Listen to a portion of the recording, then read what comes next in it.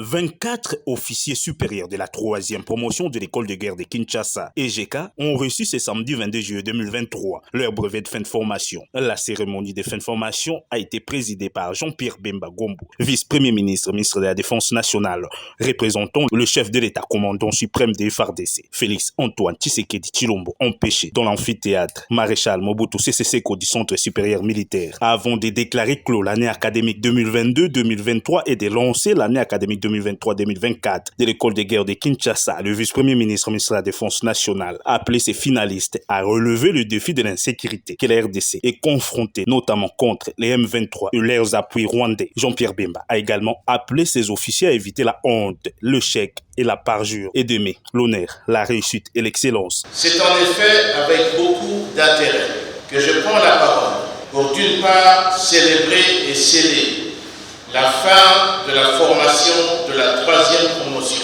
et d'autre part pour ouvrir la 4e promotion de l'école de guerre de Kinshasa. S'il m'était assigné la mission de jauger le degré de résilience, celui du stagiaire de l'école de guerre serait celui qui permettrait, aussitôt après la formation, de relever ce défi. Et retenir qu'un officier est de surcroît un officier breveté de l'école de guerre doit éviter 3 mots: la honte, le parjure et l'échec.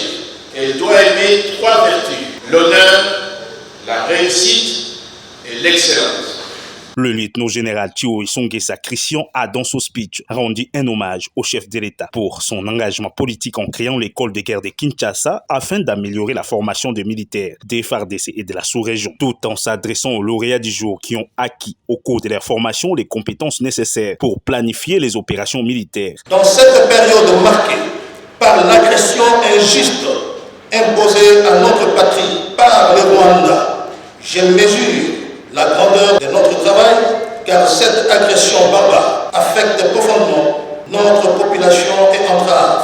Messieurs les officiers congolais, soyez déterminés à mettre fin à cette injustice pour le bien-être de nos compatriotes civils et militaires tombés au fond de l'Est du pays. En sa qualité de parrain de la promotion, le lieutenant-général Bouamounda Toumba Franck, chef de la maison militaire du chef de l'État, a dans son mot appelé ses officiers supérieurs qui seront bientôt déployés dans le terrain des opérations d'aimer les hommes qui seront mis à leur disposition et d'être proches de ceux-ci pour la bonne marche des opérations. Aujourd'hui, vous êtes les meilleurs.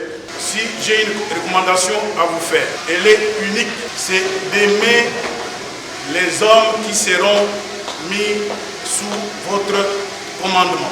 Rien d'autre. Soyez à l'écoute des ordres. Soyez plus proche de vos ordres.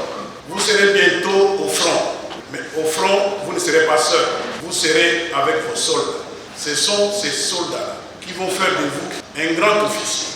Ne soyez pas des officiers agitateurs, colporteurs de faux bruits, des menteurs, des officiers à probité morale douteuse. Soyez des vrais officiers que vous êtes formés pour gagner la guerre et non pas pour la guerre.